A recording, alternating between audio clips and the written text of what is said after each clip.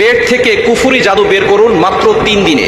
আপনি একটি আমল করলে আপনার পেটের ভিতরে যদি কেউ কুফরি জাদু করে, কেউ যদি ব্ল্যাক ম্যাজিক করে অথবা কুফরি কালাম করে, তাহলে সেটা মাত্র 3 দিনের ভিতরে বের হওয়া সম্ভব। কোনো কবিরাজের কাছে যেতে হবে না, কেননা কবিরাজের কাছে গেলে অনেক সময় কবিরাজরা বিভিন্ন ধরনের জিন চালান করে দিয়ে সমস্যা থাকুক আর না থাকুক আপনাকে বিপদে ফেলতে পারে।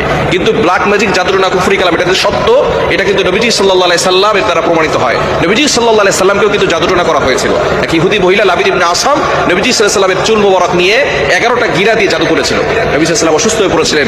ফাইনালি শেষ পর্যন্ত আল্লাহ পাক রব্বুল আলামিন জিবরাইল সাল্লামের মাধ্যমে জানিয়ে দিয়েছেন যে আপনাকে জাদু করা হয়েছে। আল্লাহ পাক রব্বুল আলামিন 2টা সূরা নাযিল করেছেন, সূরা ফালাক আর সূরা নাস। এই সূরা ফালাক এবং নাস দিয়ে নবীজি সাল্লাল্লাহু আলাইহি সাল্লাম 11টা আয়াত ছিল, 11টা আয়াত করে ফু দিয়েছে, সাথে সাথে 11টা গিরা খুলে গিয়ে নবীজি সাল্লাল্লাহু আলাইহি সাল্লাম সম্পূর্ণ সুস্থ হয়েছেন। এজন্য শুধু সূরা ফালাক এবং নাস দিয়েই একজন মানুষ কুফরি কালাম আর জাদুটোনা থেকে বেঁচে যাওয়া সম্ভব। কিন্তু অনেক সময় কবিরাজরা কুফরি কালাম করে আপনাকে বলে যে কুফরি কালাম ছাড়া এই জাদু করবে না। মনে রাখবেন, কোরআনের থেকে বড় কোনো শক্তি আর পৃথিবীতে হতে পারে না। শুধু সূরা ফালাক এবং সূরা নাস দিয়ে যদি নবীজি সাল্লাল্লাহু আলাইহি সাল্লামের জাদু কেটে দেওয়া সম্ভব হয়, তাহলে আপনার জাদু কাটার জন্য কেন কুফরি কালাম লাগবে? এজন্য ইয়াকিন থাকতে হবে, বিশ্বাস থাকতে হবে।